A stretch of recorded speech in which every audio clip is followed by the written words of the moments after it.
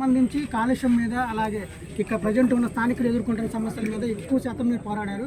ఈ ఉద్యమంలో దాన్ని కూడా ఇంక్లూడ్ చేశారు. దీనిపైన ఎలాంటి హామీ రాలేదు వీటిపేస్ నుంచి. దీని మీద ఏమైనా మళ్ళీ ఉద్యమం చేసే అవకాశం ఉందా? ఇందులో ఏమైనా హామీలు ఏమైనా ఇచ్చారు వాళ్ళు?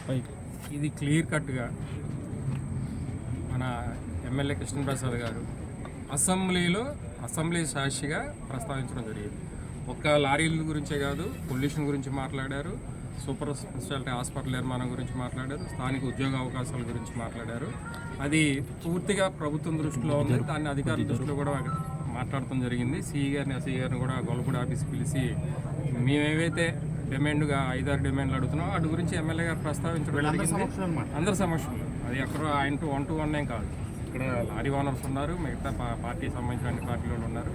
అందరి సమక్షంలో మాట్లాడటం జరిగింది. ఖచ్చితంగా అది నిరంతర పోరాటం. కాలుష్యం అనేది నిరంతర పోరాటం.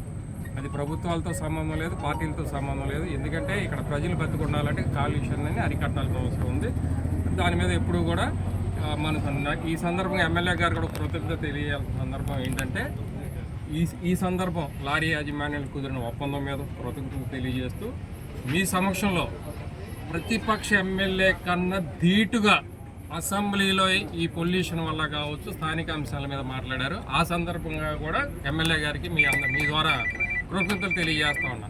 ఎందుకంటే అసెంబ్లీలో ఏ ఎమ్మెల్యేని కూడా 1-2 నిమిషాల మించి మాట్లాడినారు. అటువంటిది 8.5 నిమిషాలు అవసరమైతే నేను దేనికైనా సిద్ధం అని ఒక ప్రతిపక్ష ఎమ్మెల్యే, ఆయన అధికార పార్టీ ఎమ్మెల్యే కానీ ప్రతిపక్ష ఎమ్మెల్యేగా మాట్లాడారు. అది మనం సంతోషించాలి.